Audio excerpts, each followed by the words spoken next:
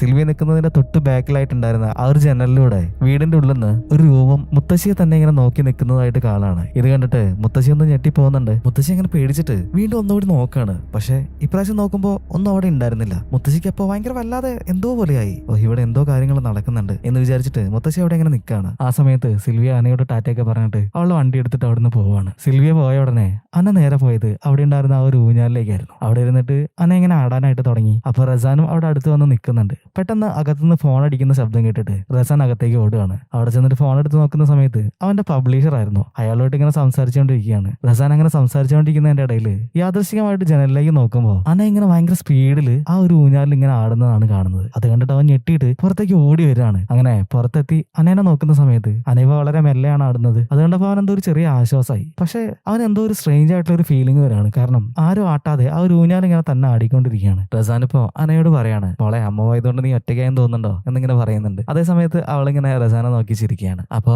അപ്പുറത്തെ വീട്ടിൽ നിന്ന് ആലിയ ഉറക്കെ വിളിക്കുന്നുണ്ട്, അങ്കളെ അനയെ കുറച്ചു നേരം എന്റെ കൂടെ കളിക്കാൻ വേണ്ടി വിടുമെന്ന് ഇങ്ങനെ ചോദിക്കുന്നുണ്ട്. അപ്പൊ റസാൻ പറയാണ്, അതിനെന്താ മോള് പോയി കളിച്ചോ, എന്നാ ഒരുപാട് വൈകാൻ നിൽക്കണ്ട, കളിച്ചിട്ട് വേഗം ഭക്ഷണം കഴിക്കാനൊക്കെ ആകുമ്പോഴത്തേക്കും ഇങ്ങോട്ടേക്ക് വാട്ടോ എന്ന് പറഞ്ഞിട്ട് അനയെ അങ്ങോട്ട് വിടുകയാണ്. അതേ സമയത്ത് തന്നെ ആ ഒരു മുത്തശ്ശിയും അലിയുടെ കൂടെ ഉണ്ടായിരുന്നു. മുത്തശ്ശിയുടെ പേര് ഇമാക്ക് എന്നാണ്. അപ്പോ റസാൻ ഇമാക്കിനെ വിളിച്ച് പറയാണ്, ഇമാക്ക് ഇവളെ ഒന്ന് നന്നായിട്ട് ശ്രദ്ധിച്ചോണേ എന്ന് പറയുന്നുണ്ട്. അപ്പൊ ഇമാക്കും അതിന് സമ്മതിക്കുകയാണ്. അങ്ങനെ അലിയും അനയും കൂടി അങ്ങനെ കളിച്ചോണ്ടിരിക്കുകയായിരുന്നു. അലിയ അവളുടെ കയ്യിലിരുന്ന് ഒരു കോഴീനെ കാണിച്ചിട്ട് പറയാണ്, ഈ ഒരു കോഴീനെ എനിക്ക് ഒരുപാട് ഇഷ്ടമാണെന്ന് പറഞ്ഞിട്ട് അലിയക്ക് ആ ഒരു കോഴീനെ ഇങ്ങനെ കാണിച്ചു കൊടുക്കുന്നുണ്ട്. എന്നാൽ ഇതേ സമയത്ത് തന്നെ ഇമാക്ക് ഇവരെ രണ്ടുപേരെ നോക്കിയിട്ട് അങ്ങനെ നിൽക്കുന്നുണ്ടായിരുന്നു. ഇമാക്ക് തിരിഞ്ഞു നോക്കുന്ന സമയത്ത് ജനലിലൂടെ ഇവർ രണ്ടുപേരും ഇരിക്കുന്നതിന്റെ ഒരു റിഫ്ലക്ഷൻ കാണാണ്. എന്നാൽ ഇവർ രണ്ടുപേരും നിൽക്കുന്നതിന്റെ തൊട്ടടുത്തായിട്ട് വേറൊരു രൂപം കൂടി ഉണ്ടായിരുന്നു. ഇത് കണ്ടിട്ട് ഇമാക്ക് പേടിക്കുന്നുണ്ട്. ഇമാക്ക് എന്നിട്ട് തിരിഞ്ഞു നോക്കുന്ന സമയത്ത് അവിടെ ഒന്നും കാണുന്നില്ല. ഇമാക്ക് വീണ്ടും ആ ഒരു ജനൽ ഗ്ലാസിലേക്ക് നോക്കുന്ന സമയത്ത് ആ റിഫ്ലക്ഷനിൽ ആ ഒരു ഭീകര രൂപം അനയുടെ തലയിൽ ഇങ്ങനെ തലോടിക്കൊണ്ടിരിക്കുകയാണ്. എന്നിട്ട് സന്തോഷത്തോടെ അവളെ ഇങ്ങനെ നോക്കി നിൽക്കുകയാണ്. ഇത് കണ്ടിട്ട് ഇമാക്കൊന്ന് പേടിച്ചു പോകുന്നുണ്ട്. ഇവിടുന്ന് സീൻ കട്ടായിട്ടുണ്ടെങ്കിൽ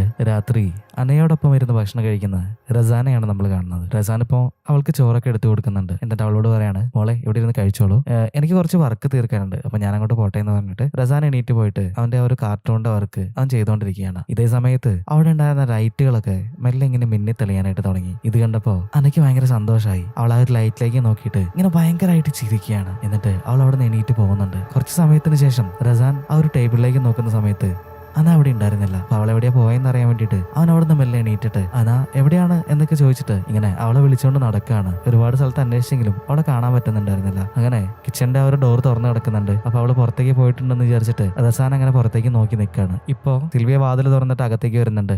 എന്നിട്ട് റസാനെ വിളിക്കുകയാണ്. സിൽവിയ വിളിക്കുന്നത് കേട്ടിട്ട് റസാൻ അവിടുന്ന് പോവുകയാണ്. എന്നാൽ ഇതേ സമയത്ത് തന്നെ അവിടെ കിച്ചന്റെ ആ ഒരു ഭാഗത്തായിട്ട് പുറത്ത് അനയും ഈ ഒരു ഭീകര രൂപവും